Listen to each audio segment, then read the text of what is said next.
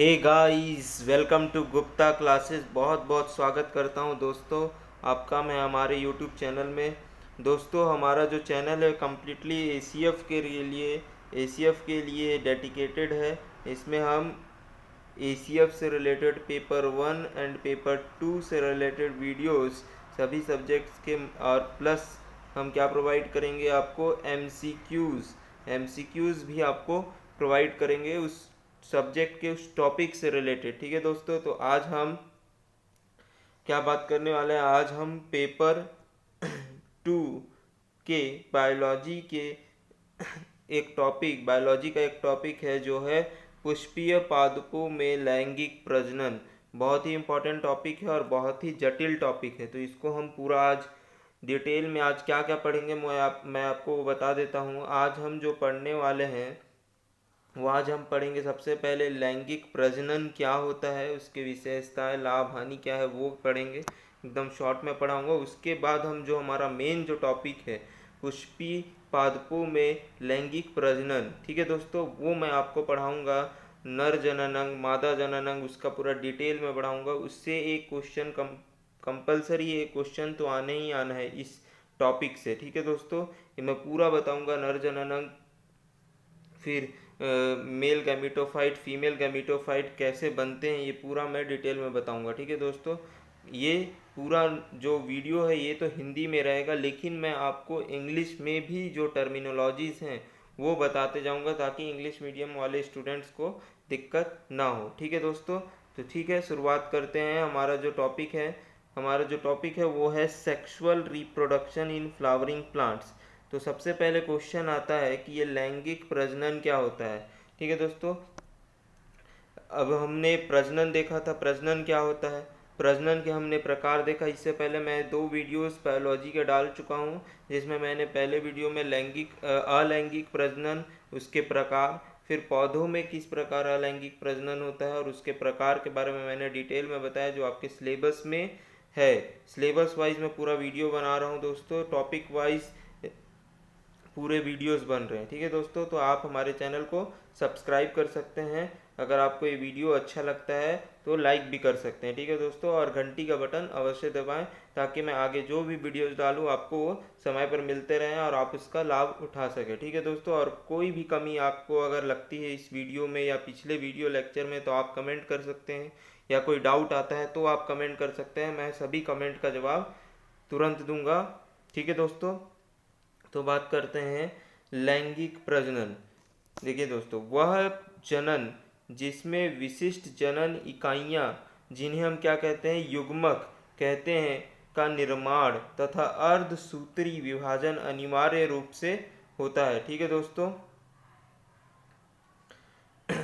लैंगिक प्रजनन क्या है, वह जनन है जिसमें क्या होता है, गैमीट्स बनते हैं, युग्मक बनते हैं और अर्धसूत्री विभाजन होता है। ये 2 चीज़ आपको बस ध्यान रखने की ज़रूरत है। ठीक है दोस्तों, अब देखते हैं इस जनन में जो 2 युग्मक बनते हैं, गैमीट बनते हैं, अलग अलग शरीर में बनते हैं, अलग अलग पौधे में बनते हैं लैंगिक प्रजनन में। ठीक है दोस्तों, और जब वो मिलकर एक कोशिका बनाते हैं, ठीक है दोस्तों, तो उसे हम क्या कहते हैं, जाइगोट कहते हैं या युग्मनज कहते हैं। ठीक है दोस्तों, अब हम पौधे के बारे में, इस लैंगिक प्रजनन से रिलेटेड पौधों के बारे में बात करें कि पौधों में लैंगिक प्रजनन किस प्रकार होता है। तो अब जब पौधों में लैंगिक प्रजनन होगा तो युग्मनज जो जाइगोट है उसके डेवलपमेंट, विकास से क्या होगा, एक नया पौधा बनता है। ठीक है दोस्तों, जिसमें विभिन्नताएं पाई जाती है, वेरिएशंस, क्योंकि 2 अलग अलग गैमेट मिलकर एक नया पौधा, एक नया ऑर्गेनिज्म, एक नया जीव पैदा कर रहे हैं। ठीक है दोस्तों, निर्माण हो रहा है, उनका डेवलपमेंट हो रहा है। ठीक है दोस्तों, अब बात करते हैं यह मुख्यतः विकसित पादपों, मैंने बताया था, अगर आपने हमारा पहले का वीडियो नहीं देखा है तो आप उसे जाकर देख सकते हैं। मैंने पौधों में अलैंगिक प्रजनन बहुत ही डिटेल में और अच्छे से बताया है। पौधों को RH विक्टर ने 5 भागों में बांटा था, फंजाई, कवक, फिर ब्रायोफाइटा, टेरिडोफाइटा, फिर आपका एंजियोस्पर्म, जिम्नोस्पर्म। ठीक है दोस्तों, तो ये आवृत बीजी मीन्स एंजियोस्पर्म में पाया जाता है। यह प्रजनन मुख्यतः किसमें पाया जाता है? एंजियोस्पर्म, आवृत बीजी सहित पौधों में, जिसमें मतलब सीड कोट, बीज परत होता है ऊपरी। ठीक है दोस्तों। और नर और मादा युग्मक का निर्माण क्या होता है? अलग अलग पौधों में होता है। ठीक है दोस्तों, अलग अलग पौधों में भी हो सकता है, एक ही पौधों में भी हो सकता है, लेकिन अलग अलग होता है, एक ही में नहीं होता है। ठीक है दोस्तों। अब बात करते हैं लाभ क्या क्या है लैंगिक प्रजनन के। दो विभिन्न युग्मकों का संलयन होता है। दो विभिन्न युग्मक का जब संलयन हो रहा है, उनका तो अलग अलग कैरेक्टरिस्टिक्स, विशेषताएं दोनों युग्मक के अलग अलग होंगे, उन दोनों से मिलकर एक नया जीव बनेगा। तो उसमें जो दो पहले के जीव हैं जिनसे युग्मक बने, उनसे भी हटकर उनमें विभिन्नताएं, उनके दोनों का एक मिक्स मिक्स विभिन्नताएं आएंगे, उसमें मिक्स वेरिएशंस आएंगे। ठीक है दोस्तों। दूसरा लाभ क्या होता है? संततियों में नए गुण, संततियों में क्या होता है? नए गुणों की बनने की संभावना। अब नए गुण बन सकते हैं। ठीक है दोस्तों, दो अलग अलग गैमीट बन रहे तो संतानों में तीव्र अनुकूलन की क्षमता। अब ये क्या है? तीव्र अनुकूलन की क्षमता मतलब ड्रास्टिक कोई आपका इन्वायरमेंटल चेंज हो जाता है, तो ये लैंगिक प्रजनन में क्या होता है? जो संतान बनते हैं उनमें क्या होता है? एक अनुकूलन की अडेप्टेशन बहुत अच्छा होता है उनमें, मतलब वो किसी भी कंडीशन को अच्छे से अडेप्ट कर लेते हैं और जल्दी कर लेते हैं, जैसा कि अलैंगिक प्रजनन में ऐसा नहीं होता, क्योंकि उसमें दो अलग अलग गैमीट नहीं बन रहे हैं, उसमें गैमीट्स का फॉर्मेशन होता ही नहीं है। ठीक है दोस्तों। अब देखते हैं हानि क्या क्या होते हैं। कुछ जीवों को छोड़कर दो जनकों की आवश्यकता होती है। ठीक है, इसमें क्या है कि जब दो जनक होंगे तभी लैंगिक प्रजनन होगा, अगर एक जनक है तो लैंगिक प्रजनन नहीं हो सकता। विभिन्नताएं जब अधिक होती हैं तो उसमें मूल गुणों की ह्रास की संभावना होती है। मूल गुण क्या होते हैं? उसकी कमी, मतलब उसमें खत्म होने की संभावना रहती है। ठीक है दोस्तों। अब बात करते हैं, अब देखते हैं, अभी हम मेनली पौधों के बारे में बात कर रहे हैं। पौधों में लैंगिक प्रजनन किस प्रकार होता है, कैसे बीज का फॉर्मेशन होता है, कैसे फ्रूट बनते हैं, फिर जो पूरा प्रक्रिया पूरा मैं डिटेल में बताऊंगा। ये देखिए पूरा वीडियो है, पूरा मैंने नोट्स, हैंड रिटन नोट्स है। आप वीडियो में लास्ट तक बने रहें, आपको ज़रूर कुछ ना कुछ लाभ होगा। ठीक है दोस्तों। अब यहाँ पर देखिए, आवृत बीज पौधों के जीवन चक्र में दो पीढ़ियाँ पाई जाती है। पहला क्या होता है? बीजाणुद्भिद पीढ़ी, मीन्स स्पोरोफाइटिक जनरेशन। दूसरा क्या होता है? युग्मकोभिद पीढ़ी, मीन्स गैमेटोफाइटिक जनरेशन। ठीक है दोस्तों। तो हम देखते हैं अब बीजाणुद्भिद पीढ़ी, स्पोरोफाइटिक जनरेशन क्या होता है। पौधों की मुख्य प्रावस्था होती है, पहले बात तो ये, और यह जड़, तना, पत्तियां, पुष्प आदि के द्वारा क्या होती है? प्रदर्शित होती है। यह स्वतंत्र जीवी प्रावस्था है, मतलब इसमें कोई भी डिपेंडेंट नहीं है। ठीक है, स्वतंत्र है। दूसरा बात करते हैं गैमेटोफाइटिक जनरेशन। यह क्या है? केवल युग्मकों के द्वारा प्रदर्शित होती है। दो जनरेशन है। अब आगे देखते हैं कि आवृत बीजी पौधों में बीजाणुद्भिद प्रावस्था क्या होती है? द्विगुणित होती है, जबकि गैमेटोफाइटिक जनरेशन क्या होती है? अगुणित होती है। मतलब नंबर ऑफ क्रोमोसोम्स 2n होंगे, किसमें? स्पोरोफाइटिक जनरेशन में, और गैमेटोफाइटिक जनरेशन में नंबर ऑफ क्रोमोसोम्स n होंगे। ठीक है दोस्तों। अब देखते हैं गैमेटोफाइटिक जनरेशन किसके द्वारा प्रदर्शित होती है? पराग कणों, भ्रूण कोश, इन दोनों के द्वारा क्या होती है? गैमेटोफाइटिक जनरेशन प्रदर्शित होती है। अब देखते हैं number of chromosomes 2n maintained कैसे होता है। जब n गैमेटोफाइटिक जनरेशन है तो 2n मेंटेन कैसे होता है, ये देखते हैं। सबसे पहले पौधों में स्पोरोफाइटिक जनरेशन मैंने अभी ऊपर बताया 2n होता है। तो इससे फ्लावर बने। ठीक है, फ्लावर में क्या होते हैं, नर जनन अंग होते हैं, मादा जनन अंग होते हैं। नर जनन अंग में स्टेमेन होता है या पुंकेसर। पुंकेसर के अंदर पॉलन सैक होते हैं। पॉलन सैक से क्या बनते हैं, माइक्रोस्पोर्स, लघु बीजाणु बनते हैं। लघु बीजाणु बनते हैं। फिर लघु बीजाणु से मेल गैमिटोफाइट बनते हैं। ये लघु बीजाणु से मेल गैमिट 1 बनता है और मेल गैमिट 2 बनता है। ठीक है दोस्तों, अब देखते हैं यहाँ पर मादा जननांग में स्त्री केसर, कार्पेल या पिस्टिल भी कहते हैं, वो होता है। इससे ओव्यूल बनते हैं, बीजांड, फिर उससे मेगास्पोर, गुरु बीजाणु, फिर उससे फीमेल गैमिटोफाइट। वो किस प्रकार का होता है, एक अंड बनेगा उसमें, वो एन होगा। फिर एक सेकेंडरी न्यूक्लियस बनता है, वो 2n होता है। ठीक है दोस्तों, ये मेल और फीमेल गैमिटोफाइट अलग अलग बन गए। अब इनका युग्मनज, ठीक है दोस्तों, संलयन होगा तो युग्मनज बनेगा, जाइगोट बनेगा। तो एक एग और मेल गैमिट 1 मिलकर क्या बनाते हैं, जाइगोट बना दिए। एक सेकेंडरी न्यूक्लियस और मेल गैमिट मिलकर बना दिए एंडोस्पर्म। ठीक है दोस्तों, जाइगोट से क्या होता है, एम्ब्रियो का विकास होता है। एंडोस्पर्म न्यूक्लियस से एंडोस्पर्म का विकास होता है। फिर ये बीज से, बीज के अंदर एम्ब्रियो और एंडोस्पर्म पाया जाता है, इससे फिर पौधा बन जाता है और ये प्रक्रिया चलते रहती है। ठीक है दोस्तों, अगर आपको हमारा ये वीडियो पसंद आता है तो आप हमारे चैनल को सब्सक्राइब करें, लाइक करें और मुझे सपोर्ट करें। ठीक है दोस्तों, आगे बात करते हैं। ये अभी जितने भी टर्म्स हैं ये सब आपका पॉइंट टू पॉइंट क्लियर करवाऊंगा मैं, उसकी टेंशन ना लें आप। एक एक चीज़ आपका क्लियर करवाऊंगा, आप वीडियो में लास्ट तक बस बने रहें। ठीक है दोस्तों, अब देखते हैं पुष्प आवृत्ति बीजियों के प्रजनन भाग के रूप में। आवृत्ति बीजियों में प्रजनन का जो लैंगिक प्रजनन का जो भाग है वो क्या है, पुष्प के द्वारा प्रदर्शित होता है। ठीक है दोस्तों, तो अब पुष्प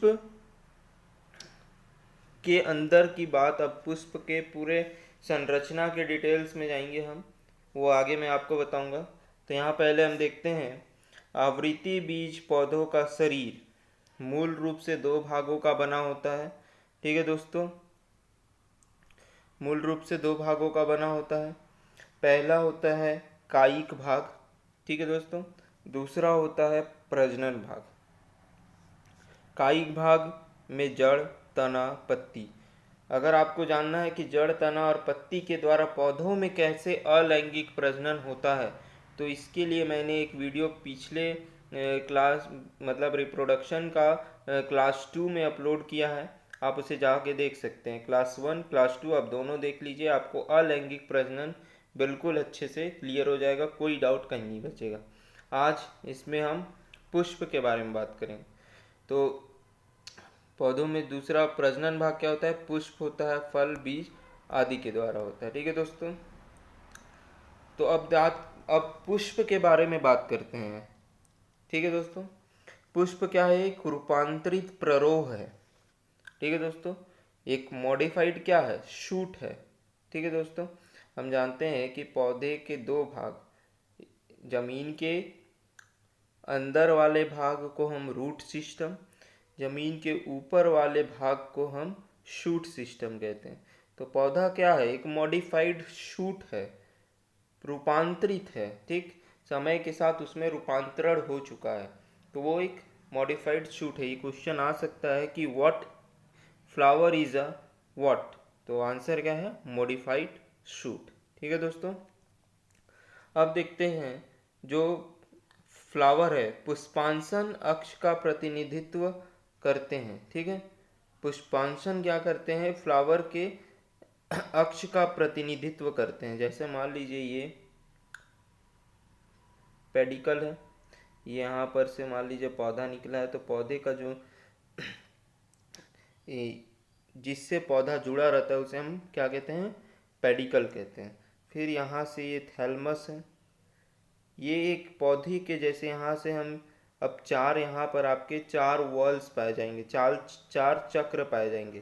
पहला चक्र, दूसरा चक्र, तीसरा चक्र, चौथा चक्र, ये चार चक्र पाए जाएंगे। उन चारों चक्र के अक्ष का प्रतिनिधित्व क्या कौन करता है? पुष्पांशन, जिसे हम क्या कहते हैं? थैलमस कहते हैं, इंग्लिश में थैलमस कहते हैं। तो पुष्पांशन के सबसे पहले भाग, जैसे अगर हम कह दें कि ये आपका पुष्पांशन है, यहाँ पर देखिए, ये मान लीजिए आपका पुष्पांशन है, ठीक है दोस्तों। तो यहाँ पर आपका जो पहला भाग है, जिसका सबसे ऊपरी भाग है, वो आपका ये ऐसे पत्तियाँ निकली रहती हैं ग्रीन कलर की। अभी मैं पिक्चर से और आपको क्लियर करवाऊंगा, आपको कोई टेंशन नहीं होगा, सब कुछ समझ में आएगा। तो उसे हम क्या कहते हैं? बाह्य दल चक्र। जो पौधे के जो फूल का सबसे निचला वाला भाग होता है ना, ग्रीन कलर का, वो क्या होता है? बाह्य दल चक्र, जिसे हम कैलिक्स कहते हैं, कंप्लीट कैलिक्स कहते हैं, ठीक है दोस्तों। अब उसके अंदर दूसरा भाग होता है, जहाँ से ऐसे करके फ्लावर के पार्ट्स निकले होते हैं, ठीक है दोस्तों। उसे हम क्या कहते हैं? दल चक्र कहते हैं, कोरोला कहते हैं, ठीक है दोस्तों। फिर पौधे का तीसरा भाग होता है, जहाँ पर क्या होते हैं? नर जनन अंग पाए जाते हैं, ये ऐसे मान लीजिए, ठीक है, ये ऐसे, ये क्या हो गया? जिसे हम क्या कहते हैं? एंड्रोशियम, पुमंग कहते हैं। पौधे के चौथा दल चक्र होता है, वो किस चीज का प्रतिनिधित्व करता है? पौधे के पुष्प के जायांग का प्रतिनिधित्व करता है। तो वो इस प्रकार से होता है। पिक्चर के लिए मुझे थोड़ा माफ़ करेंगे दोस्तों, ये ओविल हो गया, स्टाइल हो गया, ये स्टिग्मा हो गया, ठीक है दोस्तों। मैं पिक्चर, वैसे पिक्चर मेरा बहुत ही ख़राब है, ख़राब बना भी है, लेकिन आपको समझ में आ गया होगा मुझे लगता है, और आगे मैं आपको पिक्चर से और अच्छे से क्लियर करवा दूंगा, ठीक है दोस्तों। तो अभी हमने जो पढ़ा उसी को एक बार रिपीट कर लेते हैं कि थैलमस क्या करता है? अक्ष का प्रतिनिधित्व करता है, जिसका चार चक्र पाए जाते हैं। पहले चक्र को कैलिक्स, दूसरे को कोरोला, तीसरे को एंड्रोसियम, चौथे को गाइनोसियम कहते हैं, ठीक है दोस्तों। अब देखते हैं कि गाइनोसियम कहते हैं, अब देखते हैं कि जो कैलिक्स होता है वो कंप्लीट, मतलब सभी चक्र में एक चक्र है, उसमें जितने भी पार्ट्स हैं उन सबको मिलाकर कैलिक्स कहते हैं। कैलिक्स का एक यूनिट को हम क्या कहते हैं? सेपल्स कहते हैं। कोरोला के एक यूनिट को हम क्या कहते हैं? पेटल्स कहते हैं। एंड्रोशियम के एक यूनिट को हम क्या कहते हैं? स्टेमेन कहते हैं। गाइनोसियम के एक यूनिट को हम क्या कहते हैं? कार्पेल, पिस्टिल या स्त्री केसर कहते हैं। हिंदी में भी यहाँ लिखा है, स्टेमेन को पुंकेसर कहते हैं, ठीक है दोस्तों। तो पौधे का जो ये भाग होते हैं कैलिक्स और कोरोला, ये क्या होते हैं? सहायक चक्र, मतलब एक्सेसरी वॉल्स कहलाते हैं। दूसरे हैं एंड्रोसियम और गाइनेसियम, ये नेसेसरी वॉल्स, आवश्यक चक्र कहलाते हैं। सहायक चक्र का मेन काम क्या होता है? जो कीट हैं उनको आकर्षित करने के लिए, कि पौधों के पास आए, परागण हो, ठीक है दोस्तों, फिर उसके बाद एक नया बीज बने, ठीक है, और फल बने। तो वो बस आप आकर्षण का काम करते हैं, और पौधे को रक्षा भी फूल को रक्षा प्रदान करते हैं, पुष्प को, ठीक है दोस्तों। ये चारों चक्र जो बने, जिनसे फूल बना, ये पत्तियों का ही रूपांतरण है। पुष्प क्या है? एक रूपांतरित प्ररोह है, और उसमें से पत्ती निकलकर एक अलग प्रकार का आपका एक आकार ले रहे हैं, तो उन्हें हम क्या कहते हैं? पुष्प कह देते हैं। तो वो क्या है? पत्तियों के ही रूपांतरण माने जाते हैं, ठीक है दोस्तों। तो अब बात करते हैं पुमंग अथवा नर जनन भाग की। हमारे लिए तो एंड्रोशियम और गाइनोशियम ही इम्पोर्टेंट है अभी, क्योंकि हम पढ़ रहे हैं लैंगिक प्रजनन पौधों में कैसे होता है। तो अभी हम देखते हैं कि पुमंग का क्या स्ट्रक्चर है, उसको हम कंप्लीटली पढ़ेंगे। ठीक है दोस्तों। तो यहाँ पर देखिए, पुमंग पुष्प में नर जनन अंग का निर्माण करता है। एंड्रोशियम पुष्प में क्या करता है? नर जनन अंग का निर्माण करता है। प्रत्येक पुष्प में क्या होता है? निश्चित संख्या में पुंकेसर होते हैं। ठीक है, मान लीजिए एक पुष्प है, ठीक है, ये पुष्प है, मान लीजिए इसमें बहुत सारे स्टेमेन निकले हैं। इन सब को एक साथ हम क्या कहेंगे? नर जनन अंग या एंड्रोशियम। ठीक है दोस्तों। और उस एक यूनिट को हम क्या कहेंगे? स्टेमेन कहेंगे। ठीक है दोस्तों। तो जैसे उदाहरण के लिए तुलसी में 4 स्टेमेन पाए जाते हैं, धतूरा और बैंगन में 5, सरसों में 6, गुलहड़ में असंख्य अनगिनत पाए जाते हैं। ये देखिए, स्टेमेन का एक स्ट्रक्चर है। स्टेमेन 2 भाग से बना है, एंथर और फिलामेंट से, मीन्स परागकोश और तंतु। तंतु क्या करता है? थैलमस से जोड़े रखता है।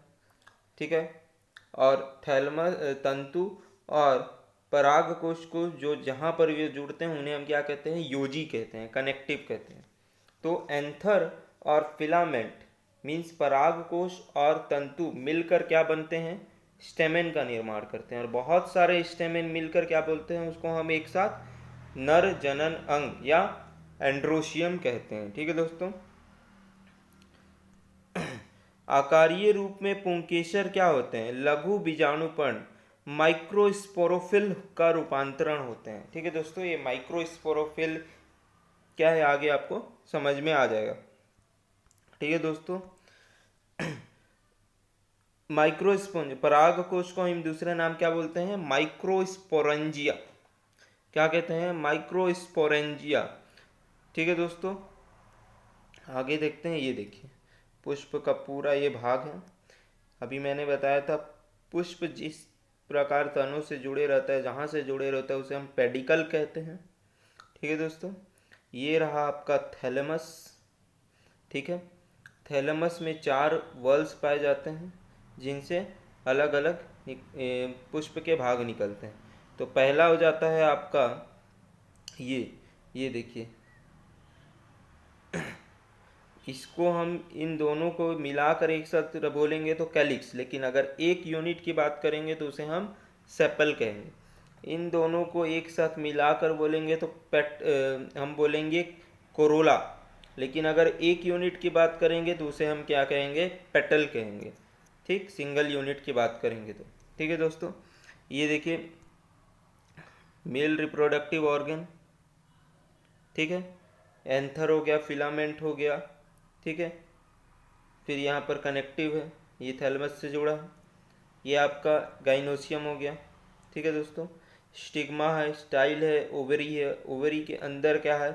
ओव्यूल पाया जाता है, उसी में बीज का निर्माण होता है। फिर यहाँ प्लासेंटा है। ठीक है दोस्तों, ये देखिए। अब हम मुख्यतः सबसे पहले तो मेल नर जनन अंग को एकदम डिटेल में पढ़ेंगे कि आखिर होता क्या है, उसमें कैसे होते हैं सब चीज़, उसमें व्यवस्थित कैसे हैं, कैसे उसमें माइक्रोस्पोर का फॉर्मेशन होता है, माइक्रोस्पोर फॉर्मेशन के बाद मेल गैमेटोफाइट कैसे बनते हैं, फिर कैसे उनके अंदर एक मतलब उनका आकार स्ट्रक्चर कैसा होता है, पॉलन ग्रेन्स का। ठीक है, वो बहुत इंपॉर्टेंट है। फिर कैसे परागण होता है, फिर कैसे फर्टिलाइजेशन होता है। फिर वैसे उसी प्रकार जैसे मेल नर जननांग की बात करेंगे, वैसे ही मादा जननांग को हम डिटेल में पढ़ेंगे। फिर फर्टिलाइजेशन को पढ़ेंगे और पूरा अच्छे से सब चीज़ समझेंगे, एक एक चीज़ को आराम से। ठीक है दोस्तों, ये देखिए, ये है आपका पराग कोश, ये है आपका तंतु, ये है आपका योजी। ठीक है दोस्तों, ये पॉलन चैम्बर, पॉलन ग्रेन्स को ट्रांसवर्स ऐसे कट किए हैं, उसका ये स्ट्रक्चर है, ये अंदर कैसे रहता है। ठीक है दोस्तों, अभी हम बात करते हैं जायांग अथवा मादा जननांग। अभी बस हम ऊपर ऊपर से हल्का सा ओवरव्यू ले रहे हैं, फिर हम डिटेल में आगे पढ़ेंगे। ठीक है दोस्तों, एक ओवरव्यू आपके दिमाग में एक आ जाना चाहिए कि आखिर हाँ नर जननांग है तो उसमें क्या क्या होता है।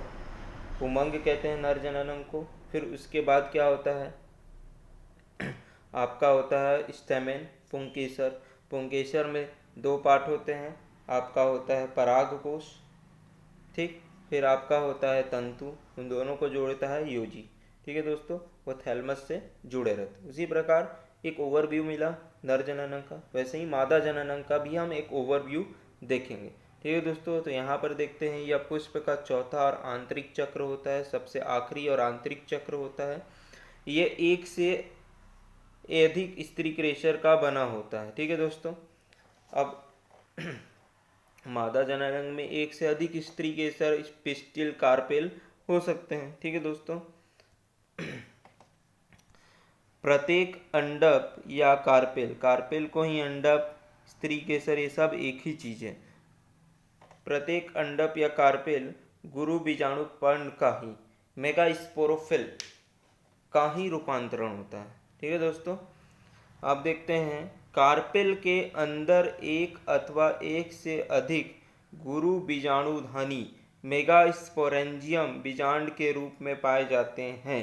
ये बहुत इंपॉर्टेंट है, अभी आपको पूरा डिटेल में समझाऊंगा, ये सब पूरा डाउट क्लियर होगा कि गुरु बीजाणुधानी, गुरु बीजाणुपर्ण, गुरु बीजाणु, ये सब क्या होता है, कैसे होता है, ये सब आपको अच्छे से डिटेल में समझ में आएगा, कोई इसका आपको इशू नहीं होगा। ठीक है दोस्तों, बहुत ही ये थोड़ा जटिल टॉपिक है, जल्दी समझ में नहीं आता है, फिर भी मैं आपको एकदम आसान तरीके से समझाऊंगा। ये देखिए, मैंने इसका पूरा चार्ट भी बना कर रखा है, ये देखिए, ये मैं आपको अच्छे से डिटेल में पढ़ाऊंगा।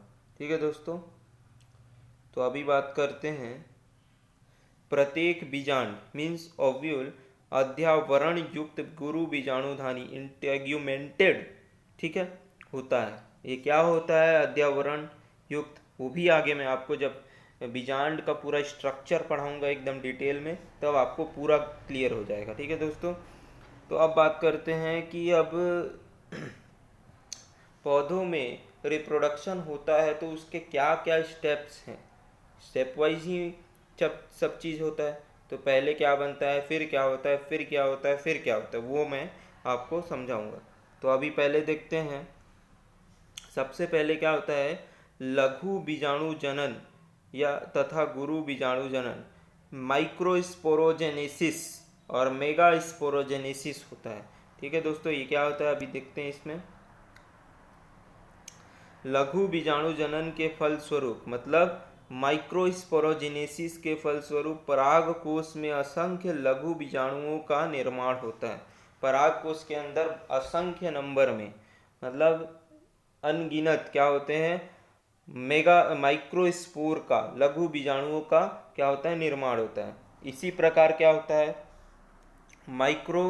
मेगास्पोरोजेनेसिस, गुरु बीजाणु जनन के द्वारा क्या होता है, गुरु बीजाणुधानी अथवा बीजांड ओव्यूल से एक क्रियाशील, यहाँ पर क्रियाशील गुरु बीजाणु का निर्माण, तो एक ही, यहाँ पर मात्र एक ही क्या होता है, काइनोशियम में एक मेगास्पोर का निर्माण होता है। और पराग कोश से क्या होते हैं, असंख्य नंबर में, असंख्य संख्या में क्या होता है, माइक्रोस्पोर का निर्माण होता है। ये अभी आपको थोड़ा एकदम दिमाग में इधर उधर हो गया होगा, समझ में नहीं आ रहा कि क्या ये माइक्रोस्पोरोजेनेसिस, मेगास्पोरेंजियम, माइक्रोस्पोरेंजियम, ये क्या बोल रहे हैं, क्या है, ये सब आपका क्लियर होगा। बस वीडियो में बने रहें लास्ट तक, या और इसके बाद मैं इसका पूरा सीरीज लाऊंगा, वो आपको अच्छे से क्लियर हो जाएगा। ठीक है दोस्तों, तो पहला स्टेप हमने देखा कि लघु बीजाणु जनन तथा गुरु बीजाणु जनन हो गया। ठीक है,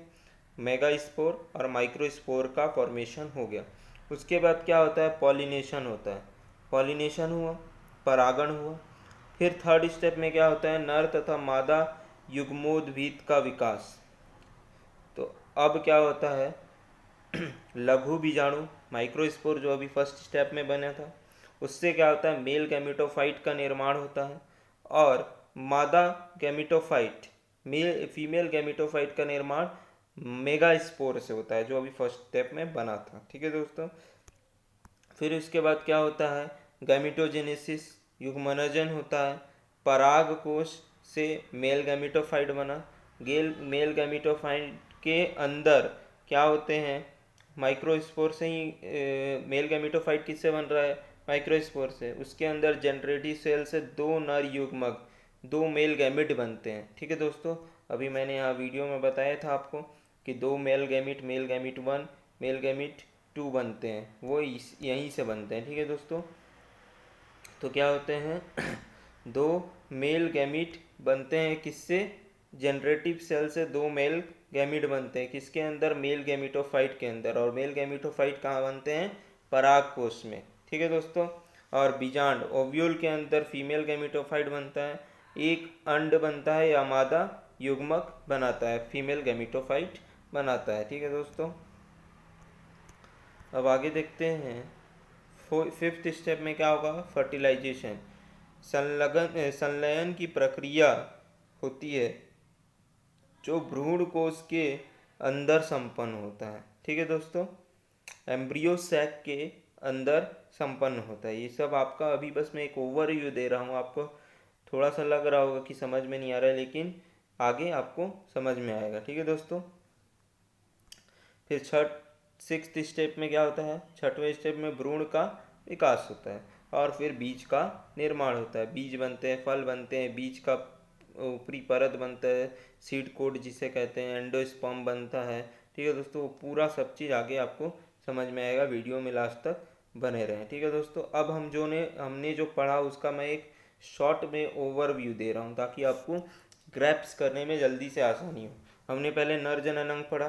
नर जननांग में हमने इसको बोला ये पराग कोश होता है, योजी से जुड़ा हुआ होता है, किससे, तंतु योजी के थ्रू पराग कोश से जुड़ा रहता है। पराग कोश को ही हम क्या कहते हैं, लघु बीजाणुधानी, माइक्रोस्पोरेंजिया कहते हैं। ठीक है दोस्तों।